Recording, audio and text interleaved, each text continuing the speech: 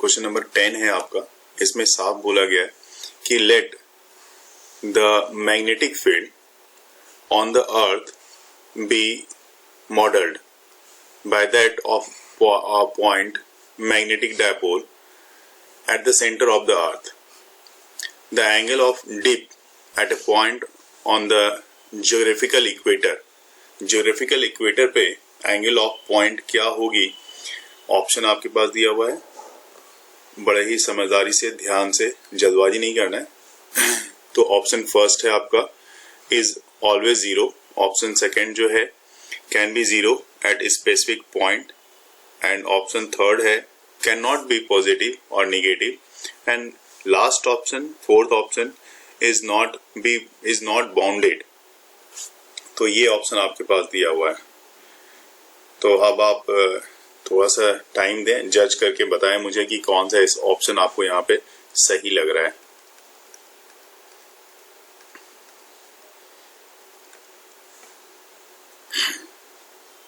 Question फिर से मैं रिपीट कर रहा हूं। Let the magnetic field on earth be modelled by that of a point magnetic dipole at the centre of the earth. The angle of dip, यहाँ पे angle of dip इस point पे जो ज्योग्राफिकल इक्वेटर है वहां पे angle of dip के लिए क्या वैल्यू होगी वो आपको यहाँ पे बताना है।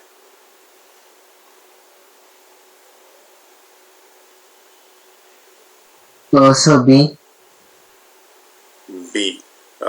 Can be zero at specific point, आप ये बताना चाह रहे हो? yes, बाकी ऑप्शंस तो नहीं होने चाहिए। ओके, तो बिल्कुल यहाँ पे आप सही बोल रहे हो कि B is the right answer. B सही है, बाकी होने भी नहीं चाहिए और होंगे भी नहीं, है ना। तो can be zero at specific point. Good. उसके बाद आप यहाँ पे देख सकते हो अगला क्वेश्चन मैं आपको स्क्रीन पे दिखा रहा हूं। अगला क्वेश्चन है आपका क्वेश्चन नंबर 11। इसको भी ध्यान से पढ़ना है, रिप्लाई प्रॉपर करना है, टाइम थोड़ा ले सकते हो आप। A magnetic needle is kept in a non uniform magnetic field, it experiences. क्या एक्सपीरियंस करेगा ये? तो ए ऑप्शन है a torque but not a force, B option है neither a force nor a torque, C option है a force and a torque, and D option है force but not a torque. तो बड़ा ही अच्छा, थोड़ा सा confusing question जरूर है, लेकिन ये क्वेश्चन मैंने डिस्कस भी किया हुआ है आपसे, तो इतना कॉम्प्लिकेशन यहाँ पे नहीं आएगी आपके लिए। बहुत अच्छा। इलेक्ट्रिक में भी यही होता है। बिल्कुल, इलेक्ट्रिक में भी यही होता है और यहाँ पे भी यही हो रहा है। तो C option is the right answer, क्योंकि यहाँ पे इस केस में जो फोर्स और टॉर्क है दोनों ही यहाँ पे एक्सपीरियंस किए जाएंगे। तो यहाँ पे मैग्नेटिक निडल के बारे में बात की जाए तो दोनों ही force non uniform magnetic field में चूंकि अनइक्वल और नॉन लीनियर फोर्सेस यहाँ पे एग्जर्ट होते हैं उसके पोल पे, तो इस कारण से यहाँ पे क्या होता है, ये दोनों ही चीज एक्सपीरियंस करता है, फोर्स और टॉर्क दोनों ही एक्सपीरियंस करता है। बहुत अच्छा जवाब। Question number next question number 12 की तरफ आते हैं। ये थोड़ा सा कैलकुलेटिव पार्ट है, कैलकुलेशन करना पड़ सकता है यहाँ पे। तो क्वेश्चन मैं रीड कर दे रहा हूँ। अ 25 centimetre long solenoid has a radius 2 centimetre and 500 total number of turns. It carries a current of 15 ampere. If it is equivalent a magnet of the same side and magnetization, then is, अब यहाँ पे आपके पास 4 option फिर से हैं। यहाँ पे option A है 3 पाई एम्पियर पर मीटर, नेक्स्ट है 30,000 पाई, यहाँ पे अगर देखा जाए तो कॉमा मैं दे दूं तो 30,000 पाई ampere per metre, 300 ampere per metre, and then फिर 30,000 एम्पियर पर मीटर। देखो, मैग्नेटाइजेशन के लिए जो फॉर्मूला होता है यहाँ पे मैं लिख रहा हूं, मैग्नेटाइजेशन इसके लिए इसको कैपिटल एम से आप रिप्रेजेंट करते हो, और इसके लिए जो फॉर्मूला होता है वो magnetic moment per unit volume, ठीक है ना। मैग्नेटिक मोमेंट को नॉर्मली जो है स्मॉल एम से रिप्रेजेंट करते हैं, magnetic moment per unit volume, और एम इक्वल टू होता है, जो फॉर्मूला होता है M small M equal to N I A, number of turns, current, N M and area, इस सब का यहाँ पे आपके पास मल्टीप्लीकेशन होगा। तो एन आई ए कहने का मतलब ये हो गया, नंबर ऑफ टर्न्स आपने देखा यहाँ पे 500 का है, तो आप यहाँ पे 500 यूज कर लो, और करंट कितनी की है, तो 15 की है, तो करंट आप 15 यूज कर लो, ठीक है, करंट 15 एम्पियर। लेकिन यहाँ पे नीचे में क्या है, वॉल्यूम है, वॉल्यूम को आप क्या लिखते हो, A इंटू एल। अगर यहाँ पे आपने A लिखा है तो ये N हो गया, ये I हो गया, और A लिखा तो A और A कैंसिल हो जाएगा, तो सिर्फ आपकी लेंथ की रिक्वायरमेंट होगी। तो 500 अपॉन 15, 500 इंटू 15 है ना, और अपॉन में लेंथ जो है आपकी, लेंथ कितनी दी हुई है उसको देखो, लेंथ आपकी दी हुई है 25 सेंटीमीटर लॉन्ग सोलेनॉइड है, तो सेंटीमीटर में है, इसको मीटर में कन्वर्ट करना पड़ेगा, 25 इंटू 10⁻²। तो जब आप ऐसा करोगे तो आप देखोगे लगभग आपके पास, इसको कैंसिल आउट कर सकते हो, ये 100 और ये ऊपर मान लो 5 से कैंसिल करो, 5 3 जा 15, 5 5 जा 25, फिर ये 5 से कैंसिल किया जाए तो ये 100 हो गया, तो 100 और ये 10⁻² ऊपर जाएगा तो ये 10,000 हो जाएगा, और 10,000 और ये 3 है आपका, तो that means 30,000 ampere per metre की वैल्यू ये आएगी आपकी। तो डी ऑप्शन आपका यहाँ पे राइट ऑप्शन होगा कि 3 needles N1, N2 and N3 are made of a ferromagnetic, a paramagnetic and a diamagnetic substance respectively. A magnet when brought close to them, अगर कोई मैग्नेट आप इसके पास लाओगे, मतलब फेरोमैग्नेटिक है, पैरामैग्नेटिक है और डायमैग्नेटिक है, तो ऐसे केस में क्या होगा, ऑप्शन आप देख लो। Option A, attract N1 strongly, क्योंकि यहाँ पे N1 के बारे में बताया गया है ये फेरोमैग्नेटिक है, बट N2 रिपेल N2 आपका क्या है, पैरामैग्नेटिक है, और N3 के बारे में बोला गया है N3 weekly. Option B, attract all 3 of them, तो ये तो पॉसिबल नहीं है, मैं ऑप्शन बी वाले को मैं यहीं पे कट कर रहा हूँ। ऑप्शन सी है, attract N1 N2 strongly but repel N3। Option D है, attract N1 strongly N2 weakly and repel N3 weakly. देख लो एक बार, बिल्कुल सही आपने डिसाइड किया है, ये D option is the right answer, because attract N1 strongly ये तो होगा ही, क्योंकि ये ऑप्शन सिर्फ इसमें और इसमें है, लेकिन जहां तक है N2 का सवाल, तो N2 आपका जो है वो पैरामैग्नेटिक है, और पैरामैग्नेटिक जो है वो वीकली होता है, और N3 जहां की डायमैग्नेटिक है ये रिपेल N3 वीकली। तो बहुत सही, बहुत अच्छा, इसका मतलब आपको इसकी पैरा, डाय और फेरो की प्रॉपर्टी आपको बहुत हद तक दिमाग में आ चुकी है कि कैसे उसको सॉल्व किया जाए। अगला क्वेश्चन आप देखो, क्यूरी टेम्परेचर पे बेस्ड क्वेश्चन है। यहाँ आप देख सकते हो, Curie temperature is the temperature above which, क्योंकि उसके बियॉन्ड क्या होता है वो वाली बात होगी अब। ऑप्शन ए है, a ferromagnetic materials becomes paramagnetic, a ferromagnetic materials becomes diamagnetic, a paramagnetic materials becomes diamagnetic, a paramagnetic materials becomes ferromagnetic.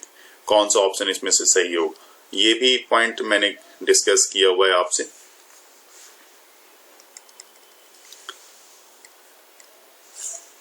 बिल्कुल जिस तरह से टेम्परेचर है इसका, उस तरह से टेम्परेचर होके नहीं, कूल होके रिप्लाई करना है। बहुत अच्छा क्वेश्चन है, आता है पेपर में।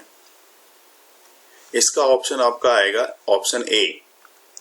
ऑप्शन ए क्या करता है, क्यूरी टेम्परेचर से ऊपर जब जाता है तो फेरोमैग्नेटिक मटेरियल जो होती है वो पैरामैग्नेटिक में चेंज हो जाती है।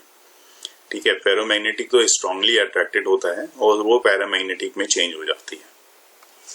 ये रहा आपका अगला क्वेश्चन, देखो यहाँ पे, the material suitable for making electromagnet should have आप अगर इलेक्ट्रोमैग्नेट बनाना चाहते हो तो कौन सी मटेरियल आपके लिए ज्यादा अच्छी होगी इस प्रॉपर्टी के पॉइंट ऑफ व्यू से, मतलब रेटेंटिविटी और कोरेसिविटी के हिसाब से देखा जाए तो ऑप्शन ए है high retentivity, high coercivity, low retentivity, low coercivity, high retentivity and low coercivity, low retentivity and high कोरेसिविटी।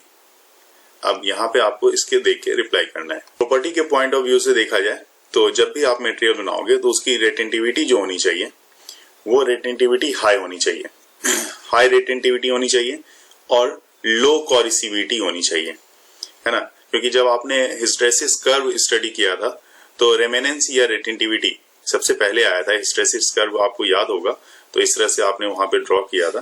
तो आप जब वहां से कर्व ड्रॉ कर रहे थे इस तरह से ऐसा, और फिर यहाँ पे आए थे तो यहाँ पे रेमेनेंस या रेटेंटिविटी की बात होती थी, और उसके बाद जब आप आगे आते थे करंट को यहाँ पे डिक्रीज करते थे तो कोरेसिविटी की बात होती थी। तो रेटेंटिविटी हाई होनी चाहिए और कोरेसिविटी लो होनी चाहिए, ये ध्यान में रखेंगे। ये भी थियोरेटिकल क्वेश्चन है, हालांकि यहाँ इसमें ज्यादा क्वेश्चन थियोरेटिकल ही है। तो क्यूरी लॉ जो कि xt इक्वल टू कॉन्स्टेंट बता रहा है, ठीक है। तो ऐसे केस में ये relating magnetic susceptibility and absolute temperature T of a magnetic substance is obeyed by, अब ऑप्शन आप देख सकते हो, option A all magnetic substances, paramagnetic substances, diamagnetic substances, ferromagnetic substances.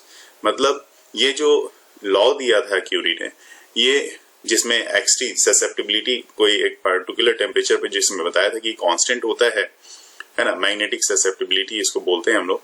तो इसमें क्या इसके लिए ऑप्शन हो सकता है कि relating magnetic susceptibility and absolute temperature. बहुत ही सही, पैरामैग्नेटिक सब्सटेंस के लिए आपने बोला है और बिल्कुल सही जवाब है ये। पैरामैग्नेटिक के लिए ये क्यूरीज लॉ, जहां पे की ससेप्टिबिलिटी एक सर्टेन टेम्परेचर पे कांस्टेंट होती है और वो मैग्नेटिक सब्सटेंस इस प्रॉपर्टी को ओबे करता है। वेरी गुड, वो पैरामैग्नेटिक सब्सटेंस है। मुझे लगता है इस तरह के क्वेश्चन में किसी हिंट की रिक्वायरमेंट नहीं है। If m is the magnetic dipole moment and b is the magnetic field intensity, तो m और b के बीच अगर टॉर्क का रिलेशन देखा जाए then torque is given by, torque को किस तरह से यहाँ पे आप बताओगे। ये भी जस्ट लाइक इलेक्ट्रिक टॉर्क की तरह है। तो यहाँ पे ये मैग्नेटिक टॉर्क है अगर कहा जाए तो इलेक्ट्रिक टॉर्क में तो टॉर्क इक्वल टू होता है P और E को यूज करते हो यहाँ पे इलेक्ट्रिक वाले में। ये मैग्नेट का है तो m और b को सिर्फ आप इस्तेमाल कर रहे हो, ठीक है। इसकी जगह पे आप सिर्फ चेंजेस इतना सही है कि m की जगह पे p है और इलेक्ट्रिक फील्ड b की जगह b जो कि मैग्नेटिक फील्ड है यहाँ पे इलेक्ट्रिक फील्ड है, बस इतना सा फर्क है। तो अब आप जरा इसका आंसर बता सकते हो तो बता दो। Sir m cross b।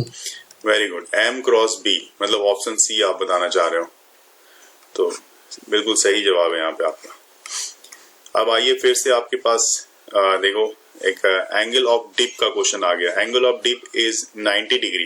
कहाँ पे एंगल ऑफ डिप 90 डिग्री होती है ये भी आपने क्लास में डिस्कस किया हुआ है, तो ऑप्शन बता सकते हो यहाँ पे। Poles equator A, option A, very good, बिल्कुल सही है। ऑप्शन ए आपने बताया बिल्कुल सही है। चलिए क्वेश्चन नंबर 19 को देखते हैं। क्वेश्चन नंबर 19 यहाँ पे आपके पास है line of force due to earth horizontal magnetic field. अब देखिए फिर से अर्थ की हॉरिजॉन्टल मैग्नेटिक फील्ड की बात हो रही है, तो जो लाइन ऑफ फोर्स है उसके बारे में आपको यहाँ पे बताना है। तो लाइन ऑफ फोर्स कैसी होगी? ऑप्शन आप देख सकते हो, इलेप्टिकल होगी, कर्व्ड लाइन होगी, कॉन्सेंट्रिक सर्कल होगी, पैरेलल और स्ट्रेट होगी, कैसी होगी ये आपको यहाँ बताना है। सर ए या बी में से होगा कुछ। देखिए ये जो होगी लाइंस जो है ना, नहीं पैरेलल और स्ट्रेट होगी। यहाँ पे मैं आपको बताऊं, इसके लिए मैं आपको यहाँ पे जरूर बताऊंगा, ये पैरेलल और स्ट्रेट होगी, ना कि इलिप्टिकल होगी। इलिप्टिकल होगी नहीं। जो लाइन ऑफ फोर्स यहाँ पे फील्ड है, line of force due to earth horizontal, earth की हॉरिजॉन्टल मैग्नेटिक फील्ड को देखते हुए बताया जाना है यहाँ पे। तो अर्थ के हॉरिजॉन्टल मैग्नेटिक फील्ड के पॉइंट ऑफ व्यू से ये पैरेलल और स्ट्रेट होती है, ना कि कर्व होगी, ना इलिप्टिकल होगी, ना कॉन्सेंट्रिक होगी, ठीक है। तो इसको ध्यान में रखेंगे। नेक्स्ट क्वेश्चन पे आते हैं। क्वेश्चन नंबर 19 आपने कर लिया है। क्वेश्चन नंबर 20 पे आता हूं मैं। ये देख सकते हो, ये रहा आपका क्वेश्चन नंबर 20 और इसमें आपको बताना है यहाँ पे, ये भी कॉन्सेप्ट पे बेस्ड क्वेश्चन है। If the magnetising field on a ferromagnetic material is increased, तो इसकी परमिएबिलिटी में क्या फर्क पड़ेगा, परमिएबिलिटी क्या होगी। अगर फॉर्मूला याद है तो आप जरूर बता सकते हो। परमिएबिलिटी और मैग्नेटिक फील्ड और मैग्नेटाइजिंग मैग्नेटाइजिंग फील्ड, इस सब के बीच एक रिलेशन होता है। देखिए यहाँ पे एक जो रिलेशन है आपके पास, वो रिलेशन है permeability mu equal to B upon H, इसका रिलेशन होता है ये। अब ऑब्वियस सी बात है, यहाँ पे आप देख के बता सकते हो, इसका मतलब है कि मैग्नेटिक परमिएबिलिटी जो है, this one is inversely proportional to the H, right. तो अगर ये इनवर्सली प्रोपोर्शनल है तब तो आप बता सकते हो ना कि इसका आंसर क्या होगा। डिक्रीज्ड। बिल्कुल सही बात, ये डिक्रीज करेगा। तो अगले क्वेश्चन पे आते हैं और अगला क्वेश्चन आप देखो, ये क्वेश्चन नंबर 21 आपके सामने है यहाँ पे। इसमें आपको बताना है कि क्या इसका आंसर होगा। तो क्वेश्चन सिंपल सा एक ही लाइन में है। Magnetic susceptibility of an ideal diamagnetic substance is, ideal diamagnetic substance की जो मैग्नेटिक ससेप्टिबिलिटी होगी वो क्या होगी। तो मैंने आपको बोला था कि आपको यहाँ पे ससेप्टिबिलिटी के बारे में, उसके रेंज के बारे में आपको पढ़ना पड़ सकता है। तो यहाँ पे देखो वो क्वेश्चन आ गया है कि ससेप्टिबिलिटी जो होती है वो कहाँ से कहाँ तक लाइज करती है, ये अब आपको बताना पड़ेगा। तो मैं बताऊं आपको ये कि कहाँ से कहाँ तक लाइज करती है। डायमैग्नेटिक सब्सटेंस के लिए बताना है, magnetic susceptibility for diamagnetic substance. तो मैं बताऊं, देखो डायमैग्नेटिक में अब ये बताओ मुझे कि निगेटिव होती है या नहीं होती, या पॉजिटिव, निगेटिव या पॉजिटिव क्या होती है। तो हो सकती है नेगेटिव। बिल्कुल निगेटिव ही होती है। आपको मैंने कुछ क्वेश्चंस भी इसमें कराए थे तो मैंने बताया था वहां पे कि निगेटिव होती है। तो -1 से ये 0 तक लाइज करता है, ठीक है ना। तो -1 से 0 तक लाइज करता है, तो निगेटिव आपके पास किस में है, सी में। तो C option is the right answer, क्योंकि इसको ये क्लोज इंटरवल है। यहाँ पे ये क्लोज इंटरवल नहीं है। आप मैथ के स्टूडेंट्स हो इसलिए आप क्लोज इंटरवल और ओपन इंटरवल को अच्छी तरह से समझ सकते हो, ठीक है।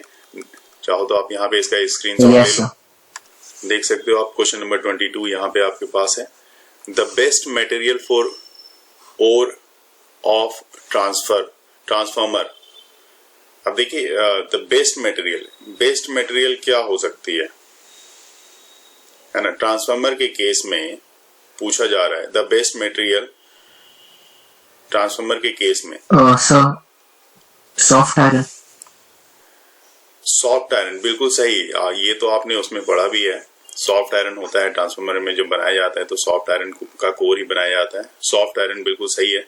सॉफ्ट आयरन क्यों लेते हो, क्योंकि इसकी जो परमिएबिलिटी होती है, परमिएबिलिटी हाई होती है, म्यू जो होती है वो हाई होती है, और रेटेंटिविटी जो होती है, रेटेंटिविटी या रेमेनेंस है ना, वो लो होती है, ठीक है। क्वेश्चन नंबर 23 आप देख सकते हो। Domain formation is the necessary features of. Domain formation किसमें डोमेन बनता है, ये तो आपको पता होगा, मैंने डिस्कस भी किया था। और डोमेन की साइज के बारे में भी मैंने बताया था आपको कि कितनी होती है लगभग। तो हर डोमेन की अपनी अपनी अलग अलग साइज होती है। तो domain formation is the necessary feature. किसमें डोमेन की नेसेसरी फीचर्स होती है, डायमैग्नेटिक में, डायमैग्नेटिज्म, पैरामैग्नेटिज्म, फेरोमैग्नेटिज्म और ऑल ऑफ दीज। तो ऑल ऑफ दीज वाला तो मैं कैंसिल कर रहा हूं, ठीक है। अब आप इस तीन में से तीन ऑप्शन, बिल्कुल सही, फेरोमैग्नेटिज्म में होती है, क्योंकि उसमें इस तरह से बने होते हैं और उसमें अंदर में अलग अलग साइज का इस तरह का बना होता था, जिसमें एरो से डोमेन की एरो दिखाई जाती थी, और बाद में जब इसको मैग्नेटाइज करते थे तो सारी एरो की डायरेक्शन एक डायरेक्शन में आ जाती थी, है ना। तो बिल्कुल सही है। क्वेश्चन नंबर 23 बिल्कुल सही जवाब दिया आपने। In which type of material the magnetic susceptibility does not depends on temperature. किस टाइप के मटेरियल में, मैग्नेटिक मटेरियल में मैग्नेटिक ससेप्टिबिलिटी जो है डिपेंड नहीं करती है उसके टेम्परेचर पे। डायमैग्नेटिक, पैरामैग्नेटिक, फेरोमैग्नेटिक और फेराइट बारे में। इसका होगा आपका आंसर ए। डायमैग्नेटिक में जो मैग्नेटिक परमिएबिलिटी होती है वो डिपेंड नहीं करेगी उसके टेम्परेचर पे। ठीक है, अगले क्वेश्चन को देख लो। Question number 25, a diamagnetic material in a magnetic field moves. एक डायमैग्नेटिक मटेरियल जो है मैग्नेटिक फील्ड में मूव करेगी, कैसे मूव करती है ये आपको मैंने इसकी प्रॉपर्टी मैंने बताई थी, तो ये आपको यहाँ पे बताना है। Perpendicular to the field, from weaker to stronger part, from stronger to weaker part, in a random direction. ठीक है, डायमैग्नेटिक में, क्योंकि सबसे पहले मुझे लगता है तो सर सी। सी बिल्कुल सही, आपको याद था, आपने देखा था वहां पे एक डेमोन्स्ट्रेशन में, एक वीडियो से मैंने आपको रिप्रेजेंट किया था वहां पे। तो स्ट्रॉन्गर टू वीकर पार्ट बिल्कुल सही जवाब है। Question number 26, at a certain place on the earth BH और BV इक्वल हैं। तो जब ये दोनों इक्वल होंगे तो angle of dip at this place, यहां पे एंगल ऑफ डिप क्या होगी ये आपको बताना है।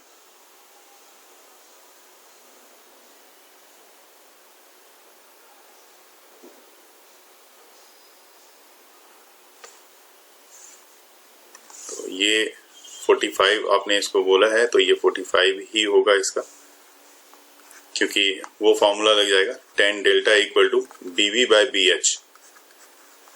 और अगर ये 45 है तो इसकी वैल्यू 1 हो जाएगी, तो 1 equal to BV by BH है ना, BV बाय BH, जिसमें कि आप तब आप लिख सकते हो BH इक्वल टू BV। चलिए अगला क्वेश्चन देखते हैं। यहाँ पे क्वेश्चन नंबर 27 सामने में है। The universal property among all substances is, कौन सी यूनिवर्सल प्रॉपर्टी है? Diamagnetism, paramagnetism, ferromagnetism, all of these. बताना चाहूंगा जो यूनिवर्सल प्रॉपर्टीज होती है वो डायमैग्नेटिज्म में होती है। डायमैग्नेटिज्म के बारे में बोला जाता है कि it is the universal property of all the substance. Question number 28 है, अच्छा क्वेश्चन है ये भी, कि at the point on right bisector of magnetic dipole the magnetic, अब ऑप्शन है potential varies as potential is 0 at all points on the right bisector, varies as R cube, मतलब ये बता रहा है कि आर क्यूब के फॉर्म में, और यहाँ पे जो वेरीज है ये वेरीज एज, ये आप मैं लिख देता हूं यहाँ पे 1 अपॉन आर स्क्वायर के फॉर्म में ये कह रहा है कि ये वेरीज करेगा 1 अपॉन आर स्क्वायर। यहाँ पे आर क्यूब है और वहां पे आर स्क्वायर के फॉर्म में है। और नेक्स्ट है field is perpendicular to the axis of dipole. ठीक है, तो ये ऑप्शन है। तो एक मैं यहाँ पे एक हिंट आपको देना चाहूंगा। तो देखो जिस तरह से आपने इलेक्ट्रिक के मामले में जो क्वेश्चन सॉल्व किए हैं अभी तक में, इलेक्ट्रिक पोटेंशियल, तो आपको याद होगा कि उसमें डायपोल लेते थे आप। ठीक है, डायपोल लेते थे, 2 पोल लेते थे, -q + q लेते थे, और उसमें एक्सियल की फील्ड निकाला करते थे कि P पॉइंट पे डायपोल के कारण एक्सियल क्या होगी, और वो फॉर्मूला निकालते थे आप कि P/r²। ठीक है, उसी तरह से आप जब डायपोल लेते थे और डायपोल में आप -q ले लिया, +q ले लिया, तो इक्वेटोरियल की कंडीशंस को भी देखते थे, मतलब परपेंडिकुलर बाइसेक्टर की कंडीशन को भी देखते थे, और उसके कारण इस पॉइंट पे जहां पे आपने लिया हुआ है ये पॉइंट पे P की पोजीशन पे, ये r डिस्टेंस पे, मिड पॉइंट से r डिस्टेंस पे P पॉइंट पे आप इलेक्ट्रिक पोटेंशियल निकालते थे।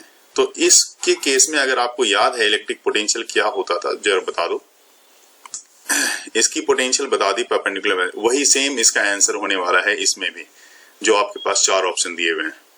0 होती है, बिल्कुल सही, मतलब potential is 0 at all points on the right bisector. All points इसलिए बोला जाता है क्योंकि यहां से जो मिड पॉइंट से जो भी लाइन कहीं से भी पास कर रही है ऊपर से नीचे तक, कितनी भी दूर चली जाए, हर पॉइंट पे ये क्या होगा, इसकी पोटेंशियल हर पॉइंट पे 0 ही होगी।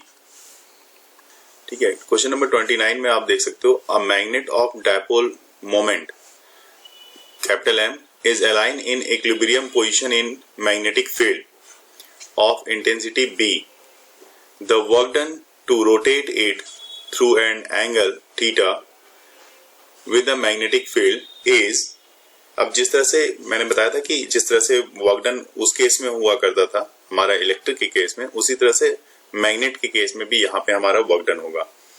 तो ऑप्शन आप देख लो, M B sine theta, M B cos theta, M B 1 minus cos theta और M B 1 minus sine theta. तो बस अगर आपने उसको ध्यान में रखा है इलेक्ट्रिक वाले को, तो यहाँ पे सेम चीज होना है, कुछ अलग नहीं होना। तो लेकिन यहाँ पे आपको देखना है कि अलाइन हो रहा है, ध्यान रखना है। एम डायपोल मोमेंट जो है M is align in equilibrium position of magnetic field. तो वहां पे आप क्या होता था, वहां पे डायपोल जो होता था आपका वो भी अलाइन होता था, और वो लेकिन इलेक्ट्रिक फील्ड में अलाइन हुआ करता था। तो बस इतनी सा फर्क है इसमें। एक बार मैं इसको करके देखता हूं, फिर मैं आपको बताता हूं कि क्या होगा। ठीक है, अब यहाँ पे जैसे कि मान लो आपने ये डायपोल ले लिया, ठीक है, ये डायपोल आपने दिखा दिया, और ये डायपोल क्या है, अब मान लो कि मैग्नेटिक फील्ड आप दिखा रहे हो, तो मैं चाहूंगा कि मान लो इस तरह से आपने मैग्नेटिक फील्ड दिखा दी। ये मैं एरो से दिखाता हूँ मैग्नेटिक फील्ड। ये मान लो इस तरह से आपने मैग्नेटिक फील्ड दिखा दी, ऐसे दिखाई, और जो डायपोल है ये मैग्नेटिक फील्ड में अलाइन है। तो मैग्नेटिक फील्ड में अलाइन है तो डायपोल को आप कुछ इस तरह से दिखा दो। ये लो, यहाँ पे बीच में आप डायपोल ऐसा एरो से नहीं दिखाएंगे, डायपोल को सिर्फ एक लाइन से दिखा रहे हो। ये डायपोल है, और डायपोल में ऑब्वियस सी बात है कि प्लस क्यू एम एक तरफ होता है और एक तरफ माइनस क्यू एम होता है, ऐसा होता है। तो ये प्लस, तो यहाँ पे क्या कर लो आप, यहाँ पे पहले माइनस ले लो, क्योंकि अलाइन उस डायरेक्शन में है, तो यहाँ पे माइनस ले लो, ऐसा ले लो आप। तो ये माइनस हो गया माइनस क्यू एम, और ये होगा आपका प्लस क्यू एम, इस तरह से।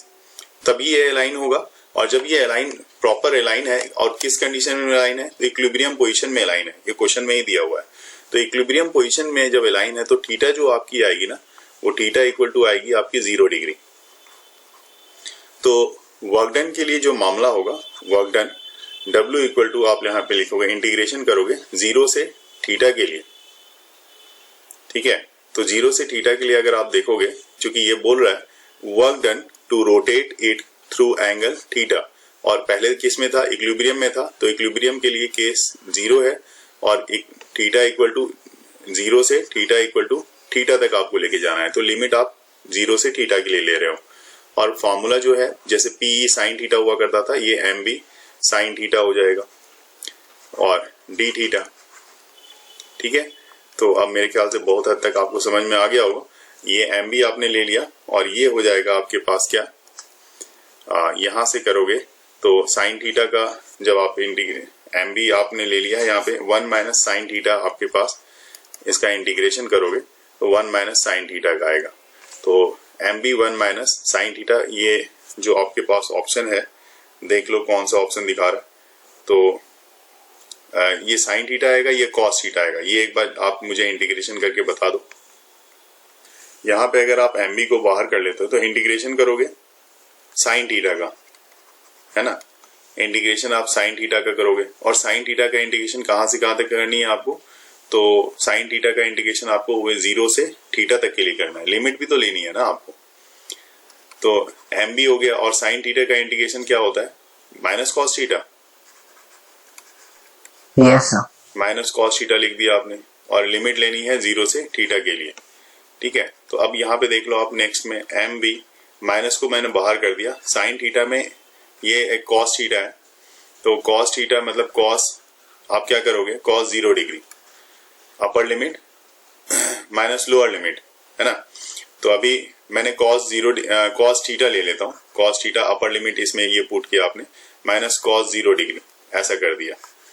तो ये हो गया माइनस एम बी, तो मैं इसको दिखाता हूँ, ये हो गया आपका माइनस एम बी और कॉस थीटा, और ये माइनस 1, ऐसा हो गया। जब माइनस को आप अंदर ले जाओगे तो ये माइनस अंदर जाएगा, तो ये M B 1 minus cos theta. तो मुझे लग रहा है कि सी ऑप्शन यहाँ पे आपका राइट ऑप्शन है। A magnet can be completely demagnetized, तो ब्रेक करके मैग्नेट को स्मॉल पीस में तो डिमैग्नेटाइज नहीं कर सकते, क्योंकि उसकी मैग्नेटिक फील्ड तो रहेगी ही रहेगी। हीटिंग इट स्लाइटली, थोड़ा बहुत हीट किया जाए तो फिर भी उसमें उसका डोमेन जो है वो प्रॉपर रहता है, थोड़ा बहुत उसमें ज्यादा से ज्यादा वो अपनी प्रॉपर्टी को थोड़ा सा लूज करता है। Dropping it into ice cold water, तो इससे भी कुछ नहीं होने वाला। हाँ, ये लास्ट ऑप्शन ही एक बच रहा है आपके पास कि reverse field of appropriate strength, तो ये लास्ट ऑप्शन सही ऑप्शन आपने बताया, डी अच्छा ऑप्शन है। तो आज तो आपका बड़ा अच्छा गुड मॉर्निंग हुआ है कि बहुत सारे क्वेश्चन का आपने सही जवाब दिया है ना? Yes sir. अब मैं आता हूं, अभी मैंने क्वेश्चन स्टार्ट किए थे, मेरे ख्याल से क्वेश्चन नंबर 10 से स्टार्ट किया था, है ना? बहुत सारा आपने अच्छा जवाब दिया है, क्योंकि 10 से मेरे स्टार्ट करने का मकसद इसलिए था क्योंकि वहां पे ना कुछ चीजें थी जिसको मुझे वहां पे देखना था, इसलिए मैंने मतलब वहां से स्टार्ट ही कराया जानबूझ के। मैंने मेरे ख्याल से यहां से स्टार्ट किया था, और अभी हमारे पास कुछ ऊपर क्वेश्चंस हैं, उसको देख लेते हैं।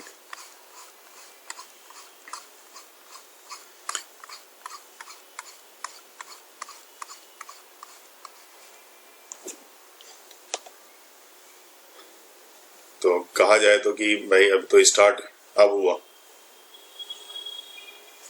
क्यों? अब देखो आप यहाँ पे क्या है जी, यहाँ पे आपके पास मैग्नेटिज्म एंड मैटर का जो पहला क्वेश्चन है वो आप यहाँ पे आराम से देख सकते हो। पहला क्वेश्चन में क्या है कि अ टोराइड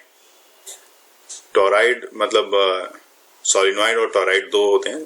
टोराइड जो होता है सर्कुलर होता है, सिर्फ इतना सही फर्क होता है, टोराइड को सोलिनॉइड को सर्कुलर फॉर्म में चेंज कर दो तो टोराइड होता है। उसमें एन टर्न्स हैं, मीन्स मीन रेडियस जो है उसकी मीन रेडियस आर है, and cross sectional radius carries a current I. It is placed on a horizontal table taken as XY plane. Its magnetic moment M. ये NCERT exemplar का question है। तो magnetic moment यहाँ पे इसके लिए बतानी है कि क्या होगा। ऑप्शन देख सकते हैं। पहला ऑप्शन है आपके पास, option A is non zero and point in Z direction by symmetry. Option B है point along the X axis of the toroid, ठीक है। और ऑप्शन सी है is zero, otherwise there would be a field falling at large distance outside the toroid. और last option है is pointing radially outward. तो जरा सोच समझ के इसका रिप्लाई करना है। अच्छा क्वेश्चन है और एग्जाम्पलर का है तो बेहतर होगा भी। इसका ऑप्शन बिल्कुल सही, ऑप्शन सी इसका सही आंसर है, is zero, otherwise there would be a field falling at large distances outside the toroid. बहुत सही आपने यहाँ पे डिसीजन लिया। और देखिए, for any point in the empty space surrounded by the toroid and outside the toroid, the magnetic field B जो होती है वहां पे जीरो होती है, क्योंकि अंदर में और बाहर में जैसे आप टोराइड बनाते भी हो तो आपने देखा भी है वहां पे। मैं एक छोटा सा यहाँ पे ड्रॉ करके दिखाना चाहूंगा। ये बनाया और ये इस तरह से ले लिया, तो वायर जो होती है, वायर की वाइंडिंग तो इसके ऊपर होती है ना, तो इस तरह से वायर, मान लो इसमें वायर की वाइंडिंग अगर की जाए तो यहां से ऐसे जाएगी वायर, और फिर ये वायर ऐसे होती हुई, तो वायर तो इस तरह से वाउंड हो रही है। तो अंदर में इसके अंदर मतलब इधर से भी अगर करंट आप इधर से देख रहे हो और इधर से फिर ये करंट वायर जो है यहाँ से बाहर निकल रही है, तो कहने का मतलब क्या हो गया कि इस तरह से इसके अंदर और बाहर करने का मतलब यहाँ पे अंदर वाला इनसाइड वाले पॉइंट पे और बाहर वाला पॉइंट, ये वाला पॉइंट, इस दोनों जगह पे मैग्नेटिक फील्ड क्या होती है, जीरो होती है ना। तो net current enclosed in this space is zero, मतलब यहाँ पे कोई करंट तो है नहीं। और आपने जो इसमें एम्पियर सर्कुलर लॉ लगाते हो, integration of B dot D L है ना, equal to mu not into I, तो करंट ही नहीं है, न बाहर में इस पॉइंट पे करंट है, न इस टोराइड के अंदर में इस पॉइंट पे करंट है, तो दैट मीन्स ये जीरो होगी। Otherwise there would be a field falling a large distance, इसकी फील्ड जो होगी एक लार्ज डिस्टेंस को, अगर यहाँ पे हो गया तो ये लार्ज डिस्टेंस को कवर कर सकती है। अगला क्वेश्चन है, the magnetic field of earth can be modelled by that of a point dipole placed at the centre of the earth. The dipole axis makes an angle 11.3 degree with the axis of the earth. At Mumbai, declination is nearly zero. Then, अब आपके पास यहाँ पे option देखना है आपको, the declination varies between 11.3 degree west to 11.3 degree east. Option B है, the least declination is zero. Option C, the plane defined by dipole axis and earth axis passes through the Greenwich. And option D, last option, declination averaged over earth must be always negative. इसका answer होने वाला है आपका A, the declination varies between 11.3 degree west और 11.3 degree east. क्योंकि मैं यहाँ पे आपको बताऊं इसके बारे में कि जो एक्सिस होती है डायपोल की, वो कॉन्साइड नहीं करती axis of rotation of earth के। मतलब ये एक्सिस ऑफ अर्थ जो है और डायपोल एक्सिस जो होती है, ये दोनों ही कॉन्साइड नहीं करेगी एक दूसरे से। जब कॉन्साइड नहीं करेगी तो वो इसका मतलब है कि वो कुछ एंगल से टिल्टेड होगी। तो कुछ एंगल से टिल्टेड, जैसे कि 11.3 यहाँ पे दिया हुआ है, तो 11.3 तो होगी ही होगी और उसी के आसपास भी रहेगी। इसलिए the declination varies between 11.3 west to 11.3 east, इसी के बीच में थोड़ी सी डिक्लिनेशन बनी रहेगी, कुछ एंगल में थोड़ा सा 19-20 का वेरिएशन रहेगा। क्वेश्चन क्या है ये देख लो आप। In permanent magnet at room temperature, question ये कॉमन सा क्वेश्चन है, बहुत बार पूछा जाता है। Magnetic moment of each molecules is zero, the individual molecules have non zero, magnetic dipole moment which are all perfectly aligned. And option C, domain are partially aligned. Option D, domains are all perfectly aligned. मुझे लग रहा था कि आप इसमें थोड़ा confuse हो गए, लेकिन बिल्कुल सही जवाब दिया है। डोमेन्स आर पार्शियली अलाइंड होती है रूम टेम्परेचर पर। परमानेंट मैग्नेट जो होती है रूम टेम्परेचर पे, उसकी डोमेन पार्शियली अलाइंड होती है। अपनी कंप्लीटली अलाइंड हो गई तो वो अपने परमानेंट मैग्नेट की प्रॉपर्टी को छोड़ देगी, इसलिए वो पूरी की पूरी अलाइन हो नहीं सकती, परफेक्टली अलाइन नहीं हो सकती।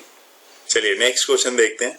नेक्स्ट क्वेश्चन है, consider the two idealised system.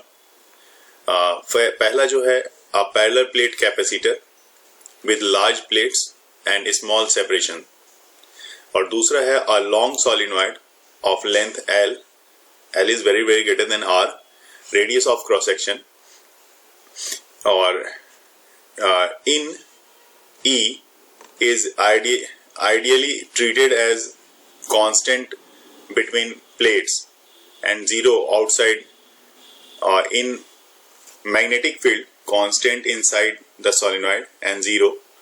अब ये यहाँ पे क्या है कि क्वेश्चन एक है, थोड़ा सा क्वेश्चन में यहाँ पे मैं सेपरेशन में नहीं कर पाया, तो क्वेश्चन यहीं पे ऑप्शन है ये 1 2 एंड देन 1 2। मैं दिखाता हूँ, एक मिनट। क्वेश्चन नंबर 4 को मैं इसके बाद करवा देता हूँ। अभी मैं यहाँ पे क्वेश्चन नंबर 5 को दिखा देता हूँ। A permanent sample shows a net magnetization of 8 ampere per metre when placed in a external magnetic field. वो मैग्नेटिक फील्ड की वैल्यू दी हुई है 0.6 tesla at temperature 4 kelvin. When the same sample is placed in an external magnetic field 0.2 Tesla, the temperature of 16 Kelvin, the magnetization will be, magnetization क्या होगी ये यहाँ पे आपको बताना है। ये क्वेश्चन अच्छा क्वेश्चन है और यहाँ पे क्यूरीज लॉ के हेल्प से मैं यहाँ पे आपको सॉल्व करके दिखाना चाहूंगा। तो देखो यहाँ पे क्यूरीज लॉ क्या होता है। क्यूरीज लॉ आपने स्टडी किया था, वहां पे होता है क्यूरीज लॉ में M equal to CBI upon में T, है ना। ये M equal to CB upon T होता है, और यहाँ पे दो अलग अलग मैग्नेट की बात की गई है। तो यहाँ पे एक मैग्नेट जो है आपके लिए M1 है, दूसरा मैग्नेटिक ये मैग्नेटाइजेशन है, यहाँ पे देखो M1 है और B1 और T1, मतलब तीन चीजें आपको देखनी है। दूसरे के लिए M2 B2 और T2। जब भी इस तरह का क्वेश्चन हो, दो को कंपेयर करने की बात हो, तो इस तरह से आप दोनों को कंपेयर कर सकते हो। इस तरह से मैंने बीच में एक लाइन दे दी और M1 की वैल्यू कितनी दी हुई है, तो देखो यहाँ पे M1 की वैल्यू दी हुई है 8 एम्पियर पर मीटर। तो M1 की जगह पे 8 एम्पियर पर मीटर ये वैल्यू आप रख लो। B1 कितनी है, तो B1 आपके लिए इस केस में दी हुई है 0.6 टेस्ला, 0.6 टेस्ला। और T1 कितना है, तो T1 आपका है 4 केल्विन का। ठीक है, तो ये तो आपके पास दिया हुआ है। अब लेकिन दूसरे केस में आपके पास B2 कितना दिया हुआ है, B2 दिया हुआ है 0.2 टेस्ला। ठीक है, और इस केस में टेम्परेचर जो दी हुई है वो टेम्परेचर आपके पास दी हुई है 16 केल्विन। तो M2 पूछा जा रहा है कि M2 क्या होगा। तो ये क्यूरीज लॉ को जो है इसको अप्लाई करना है। तो ऐसे ही यूज करेंगे, जैसे मान लो पहले M1 अगर यूज कर रहे हो तो M1 equal to C B1 upon T1। ठीक है, ये फर्स्ट केस के लिए यूज किया जैसे आपने। उसी तरह से सेकेंड केस के लिए M2 equal to C2 B2 upon T2। इस तरह से आप इसमें इस्तेमाल कर सकते हो, ये सेकेंड के लिए यूज कर लोगे। अब यहाँ पे आपको क्या करना है, M1 अपॉन M2 निकालना है। आपको फाइंड तो करना है M2 ना, तो M1 अपॉन M2 निकालोगे तो ये आ जाएगा, देखो B1 bye T1 upon B2 bye T2। ठीक है, तो अब ये आपके दिस वन इम्प्लाइज आप कह सकते हो कि M1 बाय M2 जो आएगा equal to B1 T2 upon B2 T1। तो ऐसा जब भी क्वेश्चन आ जाए आपके पास तो आपको फॉर्मूला डायरेक्ट ये वाला अप्लाई करना है। इतना कैलकुलेशन मैंने समझाने के लिए किया हुआ है, लेकिन फॉर्मूला ये अप्लाई करना है कि अगर आपसे पूछा जाए मैग्नेटाइजेशन क्या होगी, अगर मैग्नेटिक फील्ड और सब चीजें दी हुई है, तो आप वहां पे टेम्परेचर दिया हुआ है, मैग्नेटिक फील्ड दी हुई है, तो मैग्नेटाइजेशन एक का दिया हुआ है, तो दूसरे का अगर आपसे पूछा जा रहा है क्या होगा, तो आप डायरेक्ट ये फॉर्मूला यहाँ पे अप्लाई कर सकते हो, कोई दिक्कत नहीं है। ठीक है, तो यहाँ पे आप जैसे ही अप्लाई करोगे तो जो वैल्यू है आप सिर्फ वैल्यू देख लो। तो B1 T2, तो इस जगह पे मैं वैल्यू रख रहा हूँ। देखो यहाँ पे B1 0.6 है और T2 कितने की है, 16 की है। तो B1 T2, तो M1 बाय M2 इस जगह पे मैं लिख रहा हूँ M1 by M2 equal to 0.6 into 16 upon, अब नीचे में आ जाएगा B2 T1। तो B2 आपके पास कितना था, B2 आपने देखा 0.2 का है और T1 कितना है, तो टेम्परेचर जो उस समय रहा है वो कितने का रहा है, तो 4 केल्विन का रहा है। तो इंटू 4, डेसिमल हटा दो दोनों तरफ, 2 3 जा 6 कैंसिल कर दिया, 4 4 जा 16। तो दैट मीन्स ये आपके पास वैल्यू कितना दे रहा है, 12 का दे रहा है ना। तो यहाँ पे आप सीधा अभी देखो 12 है या क्या है वो वैल्यू आप क्रॉस करके देख सकते हो यहाँ पे। तो 0.6 इतना, दैट मीन्स यहाँ पे जो वैल्यू आएगी आपकी 4 4 जा 16 0.6, ये 3 और 4 एम्पियर में कितने एम्पियर की, तो ये M1 बाय M2 12 आ गया और M1 आपका 8 दिया हुआ है। तो आप क्या लिखोगे, इसको इस तरह से करोगे, आप यहाँ पे 8 अपॉन 12 इक्वल टू M2 ऐसा करोगे। तो 8 अपॉन 12 इक्वल टू M2 करोगे तो ये हो जाएगा 4 2 जा 8 4 3 जा 12, मतलब 2/3 की वैल्यू आएगी। तो ये 2/3, ये बी ऑप्शन जो है ये वाला आपका सही आएगा।